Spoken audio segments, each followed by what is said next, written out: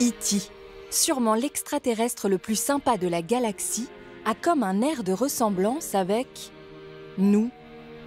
Des yeux, des doigts, une tête sur un cou, à croire que son espèce a évolué comme la nôtre. Même chose pour les aliens à l'allure plus inquiétante de District 9. Ils communiquent presque comme nous et sont des créatures complexes.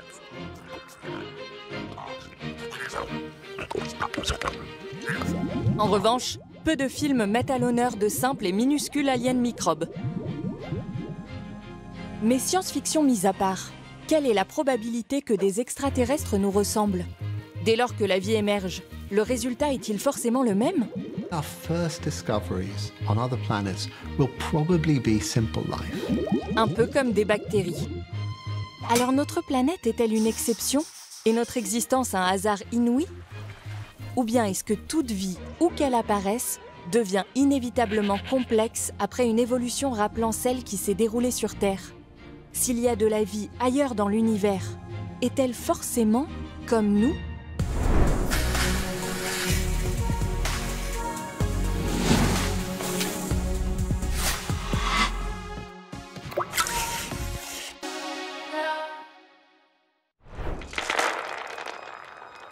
Des milliards de planètes gravitent dans notre univers.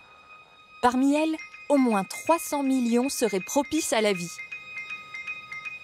Sur ces mondes lointains, la vie a-t-elle carte blanche pour y naître puis évoluer? Ou lui faut-il des conditions bien particulières?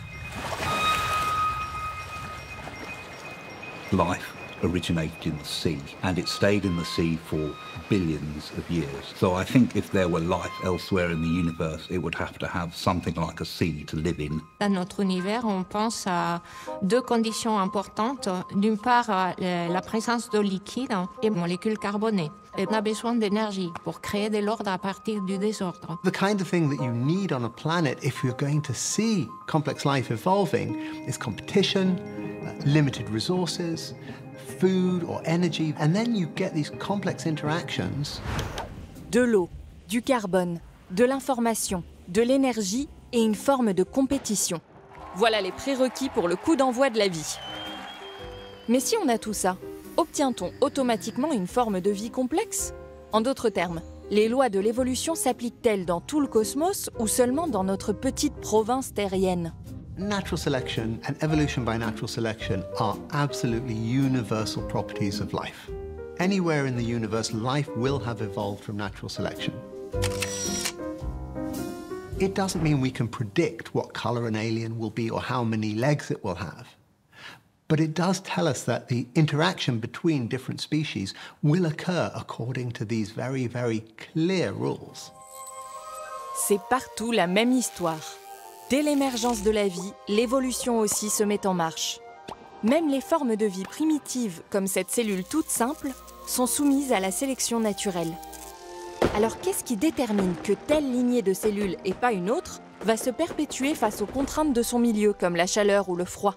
Now that can happen if a particular individual is very successful and has lots of offspring, but it can also happen if a particular individual is helping its cousins and brothers and sisters. So cooperation is a very fundamental behavior in life on Earth, and it's going to be a fundamental behavior on other planets as well.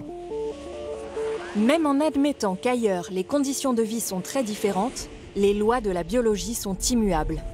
Elles déterminent que pour survivre et se multiplier, un être vivant doit faire preuve d'adaptation et de coopération. Ces principes sont universels. Mais l'évolution suit-elle pour autant une seule et même feuille de route? Si un jour on explore d'autres planètes, faut-il s'attendre à y croiser des dinosaures? Evolution has no plan. There is no direction. There is nothing that is more evolved than anything else. There is nothing that is more perfect than anything else. However, we do see over and over again similar kinds of adaptations arising. It's not because there is a plan or a design. It's simply because there aren't a lot of other alternatives. Dans ce cas, les autres planètes devraient aussi héberger des créatures qui nous ressemblent.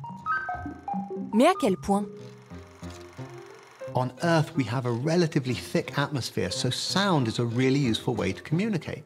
On Mars, the atmosphere is very thin. You wouldn't expect organisms on a planet like Mars to communicate using sound. Les Martiens communiquent peut-être plutôt par signaux électriques ou vibrations. Mais avant d'imaginer des extraterrestres de tout poil, gardons les pieds sur Terre avec cette question sérieuse. Quelle est la probabilité de trouver des formes de vie complexes dans l'univers? Les chances qu'une vie complexe et intelligente naisse sur une planète habitable sont de 3 contre 2. C'est seulement 1,5 fois plus que la possibilité qu'elle n'apparaisse pas.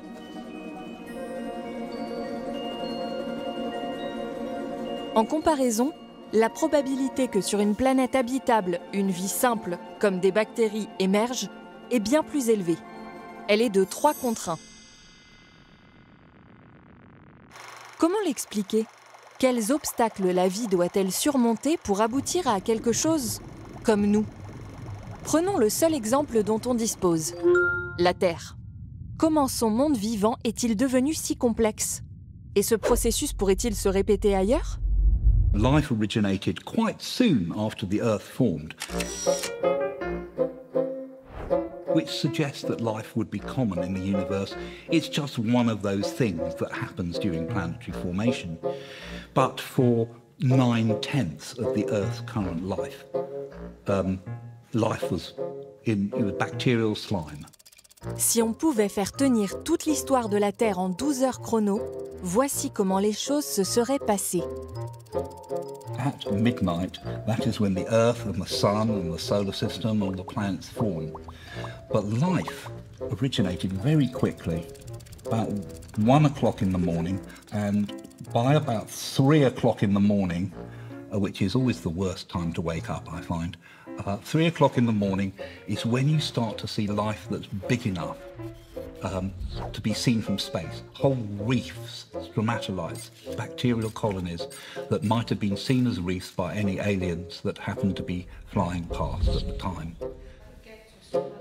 Un peu plus d'1 milliard d'années après sa naissance, donc au temps de sa jeunesse, la Terre était le royaume des bactéries. Elle vivait en colonies formant des stromatolites, des structures qui ont commencé à modifier la surface de la planète. Stromatolites. Are we rolling? Yes. Stromatolites are layers of bacterial slime and sand, and they grow up into these huge mounds like large cushions. I've got this geological knife here in which I'm going to slice open the stromatolite to hopefully show you the layered structure. So what I'm going to do is slice one open like this. There we are. And what you've got here, if you can see, the layers start to form when a layer of slime forms on the ocean floor, and then sand is washed over it and the slime dies, and then another layer of slime forms over it, and so on and so on. And it's just the top layer of slime that's actually alive. These are edible stromatolites. I don't think you can eat real stromatolites. They're probably a bit crunchy. Les bactéries qui se sont levées tôt pour construire de gros oreillers de biofilm et de sable ont aussi le don d'ubiquité. Elles sont étonnamment douées pour se multiplier et coloniser n'importe quel milieu sur Terre.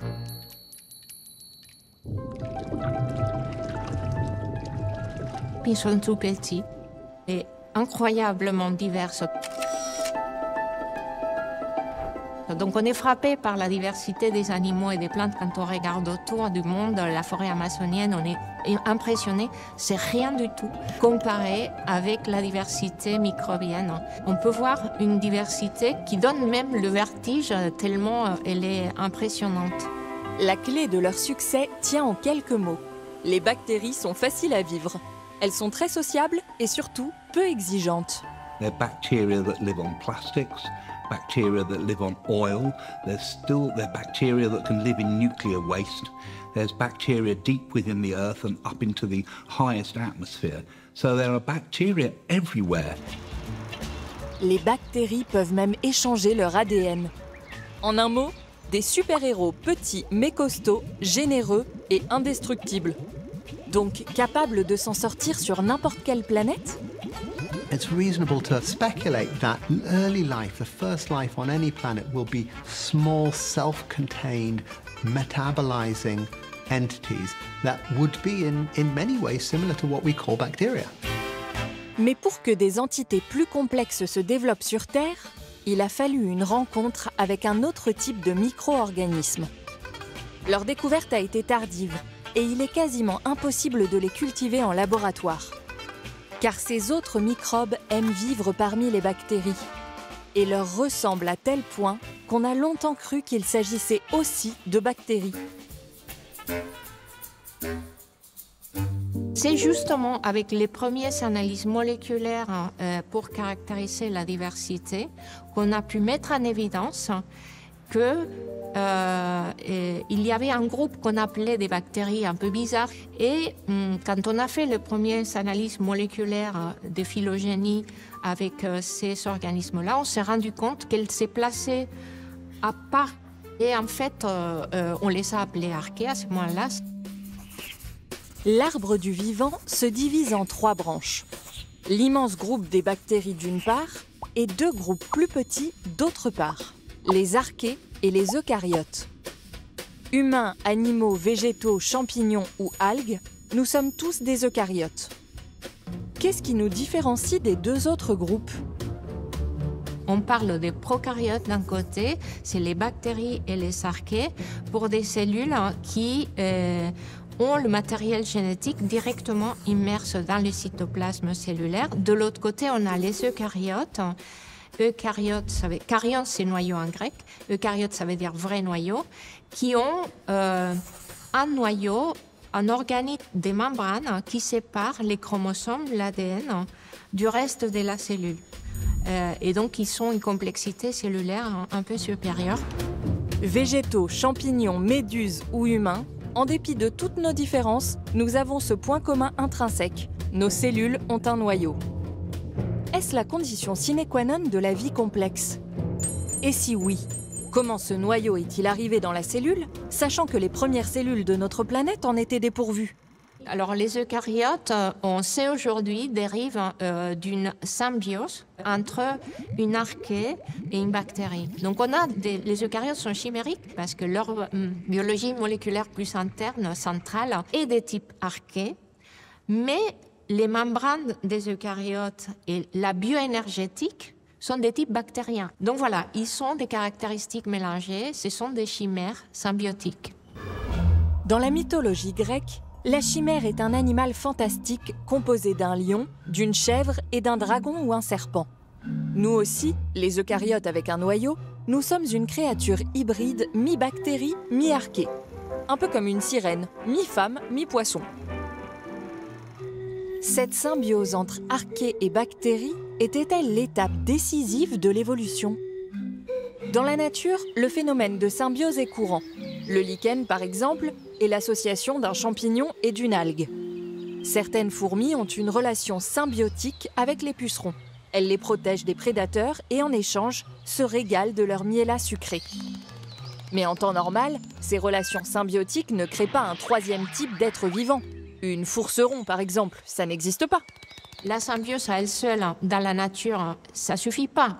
Il y a eu quelque chose dans l'origine des eucaryotes qui a fait que cette symbiose se soit intégrée physiquement dans un nouvel organisme. C'est ça qui est rare. On ne sait pas, ça c'est ce qui nous manque à comprendre. Quel est le processus, le mécanisme qui a conduit une symbiose, qui en général est très répandue et entre différents types d'organismes, à former un organisme à part entière qui est différent des autres, qui forme une unité de sélection, c'est la cellule eucaryote. Qu'est-ce qui a pu pousser 2 organismes bien distincts à fusionner de la sorte? About 20 past 4, 20 past 5, dawn is beginning to break perhaps, and there was a massive event called the Great Oxidation Event in the Earth, and that is when eukaryotic cells appeared in Earth's history. Il y a 3,4 milliards d'années, les cyanobactéries se sont tournées vers une nouvelle source d'énergie, la lumière du soleil. Elles étaient les premiers organismes vivants sur Terre à pratiquer la photosynthèse. L'oxygène libéré était alors un simple déchet, un sous-produit du processus, et a lentement commencé à s'accumuler dans l'atmosphère. Tout comme l'exploitation du charbon a lancé la révolution industrielle, la photosynthèse a permis le développement de la vie telle qu'on la connaît aujourd'hui. Elle est la source d'énergie fondamentale de la vie complexe. Si la photosynthèse a bouleversé l'évolution sur Terre, le même phénomène pourrait-il se produire ailleurs? Sunlight is clearly the most available energy source on many, many planets. Any planet that's orbiting a star will have some sunlight. And so it's an energy source that life or early life can make use of relatively easily. La photosynthèse et l'oxygène sont étroitement liés à l'apparition de formes de vie complexes. Si l'atmosphère d'une planète contient de l'oxygène, c'est un signe qu'à l'instar de la Terre, elle héberge une vie complexe. In those early days, life had evolved in the absence of oxygen. They mostly got their energy by doing crazy chemistry with iron and sulfur and releasing energy that way. So oxygen is a very reactive chemical and very poisonous. So most life that evolved in the absence of oxygen would have died out. It would have been a massive mass extinction. L'augmentation de l'oxygène et la baisse du méthane et du CO2 dans l'atmosphère ont déclenché une longue glaciation. La Terre s'est transformée en énorme boule de neige. Et la vie alors? If it doesn't kill you, it will make you stronger. So life came back from this disaster much more resilient than before and evolved into new forms. À quelque chose, malheur est bon. Car c'est sûrement aussi ce qui explique le rapprochement entre bactéries et archées. Les archées détestent l'oxygène. Les bactéries, elles, s'en accommodent et vivent partout.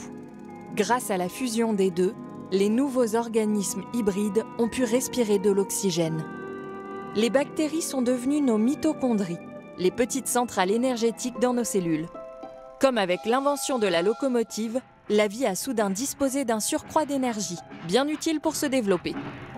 A eukaryotic cell to a bacterium is as a watermelon to a lentil. It's much, much bigger. Because all the bacteria have concentrated their resources, each one doing what it does best, the eukaryotic cell can use much less energy to do a lot more things. And that's how they became bigger and started to invade new environments, fresh water, and eventually the land. On ne sait pas exactement comment le noyau est apparu dans les cellules eucaryotes. Certains supposent que l'organisme hôte, l'archée, a voulu protéger son propre génome en dressant une sorte de mur face aux bactéries. Ce qu'on sait en revanche, c'est que si l'hôte archée et son invité bactérie n'avaient pas poussé la cohabitation à un tel degré, la vie complexe n'aurait jamais existé. Quelle est la probabilité d'une telle union? On sait que les eucaryotes sur Terre ont apparu une seule fois historiquement, alors qu'on a des milliards et des milliards, pendant 4 milliards d'années, on a des milliards et des milliards d'espèces et de lignées d'archées et de bactéries qui sont là et qui se sont rencontrées, qui ont fait des symbioses, et aucune de ces symbioses n'a donné lieu aux eucaryotes. C'est un événement rare. Donc ça veut dire que peut-être ça n'apparaît pas dans une autre planète. I'm so lonely.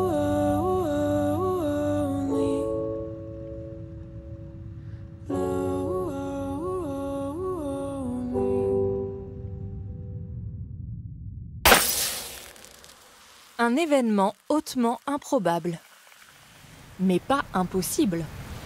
Tout aussi imprévisible qu'un cataclysme planétaire plongeant le monde vivant dans une crise écologique dont il ressortira plus fort et plus complexe. C'est de nouveau arrivé il y a 800 millions d'années, lorsque la Terre s'est encore une fois brutalement refroidie. Cette fois, ce sont les animaux primitifs qui sont apparus.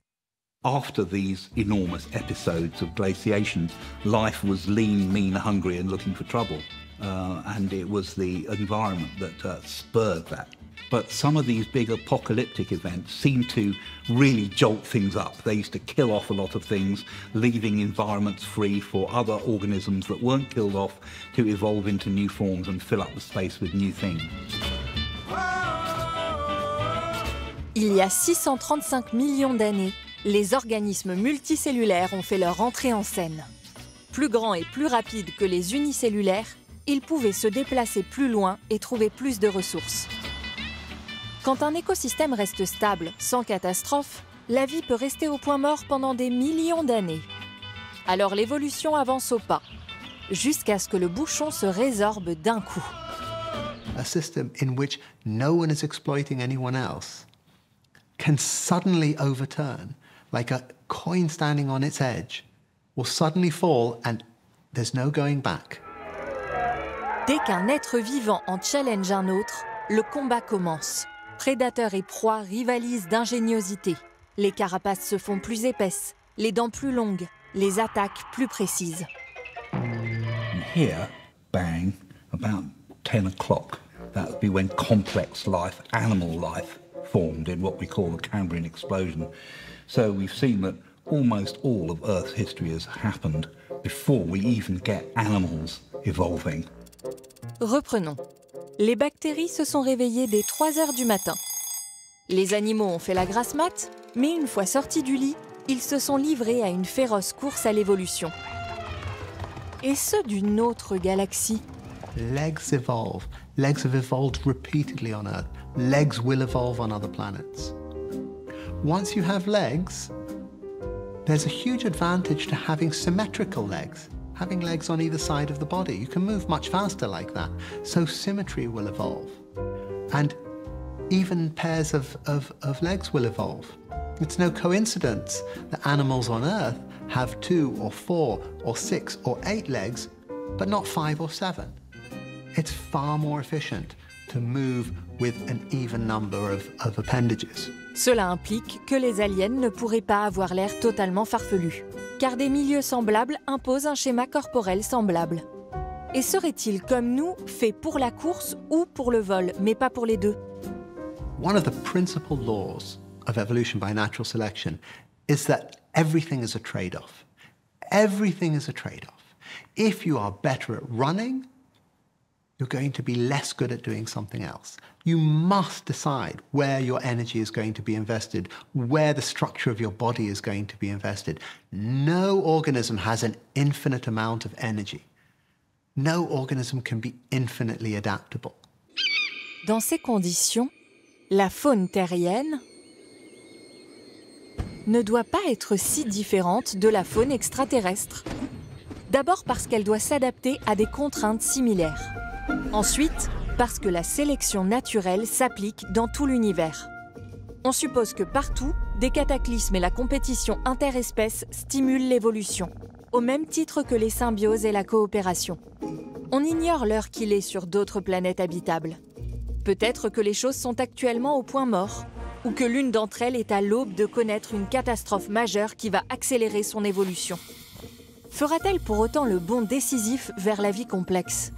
Pour l'heure, on ne sait pas expliquer pourquoi il n'y a pas eu plusieurs lignées d'eucaryotes.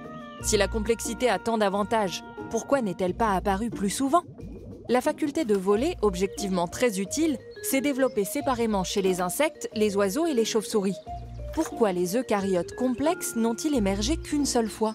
L'évolution ne mène pas nécessairement à plus de complexité. On a toujours des formes simples des bactéries, des archées, qui continuent à se diversifier tout en restant simples. Pourquoi ? Parce qu'elles sont très efficaces. Elles n'ont pas besoin d'être très complexes pour faire la fonction qu'elles font très bien. Et donc la sélection naturelle les maintient à ce niveau. Nous, en étant très complexes, on s'adapte peut-être moins bien à certains environnements. Elles dominent les environnements extrêmes. Nous, on est en train de bousiller notre planète. Peut-être elles vont durer un peu plus longtemps. Donc la complexité n'est pas toujours synonyme d'efficacité. Des formes simples peuvent être très efficaces.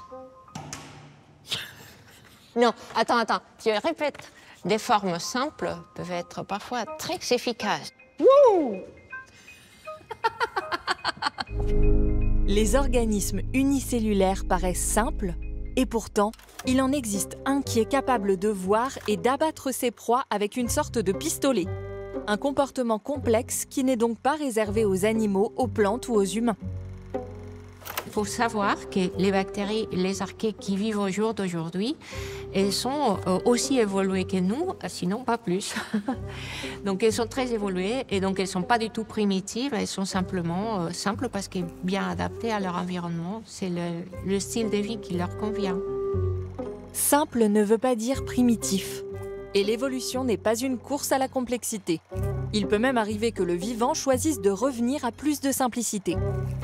Plus déterminant pour la survie est une coopération efficace entre les êtres vivants, qu'ils soient simples ou complexes, de façon à pouvoir résister à la prochaine et inévitable catastrophe planétaire. Alors les metteurs en scène comme Steven Spielberg sont-ils bien inspirés d'imaginer des extraterrestres qui nous ressemblent au point de pouvoir apprendre notre langage? Comme E.T. avec le jeune Elliot. A lot of science fiction, a lot of entertainment isn't talking about aliens, it's talking about us. It's about portraying humans through a distorted mirror, talking about all of the kinds of emotional and political, cultural issues that confront humans, but presenting it in a different species. On ne saura peut-être jamais s'il existe des petits hommes verts ou bleus, mais si un jour ils viennent à notre rencontre, on peut considérer qu'ils auront une qualité. Ce seront des êtres sociaux.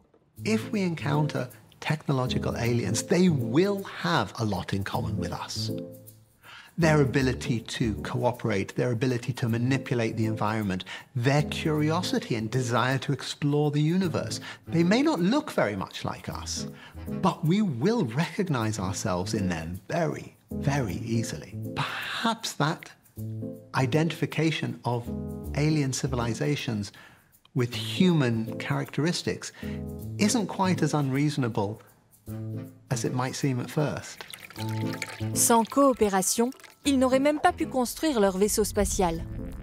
Reste à espérer qu'ils viennent dans l'intention de prendre le thé avec nous, plutôt que de nous anéantir. It seems to be that complex life forms by a kind of concatenation of unlikely apocalyptic events, gigantic ice ages, or immense mountain building, or oxygen suddenly happening in the atmosphere, things that are not necessarily predictable. Si jamais on trouve la vie dans d'autres planètes, je m'attendrai à une vie microbienne simple, et certainement pas des eucaryotes, et encore moins des petits hommes verts ou blancs ou noirs. L'apparition d'êtres vivants complexes sur Terre a été un événement rare. Mais s'il existe une autre planète avec des conditions de vie identiques à celles de la Terre, alors la probabilité qu'une vie complexe s'y soit développée est de 3 contre 2, et non de 0. C'est assez pour être optimiste.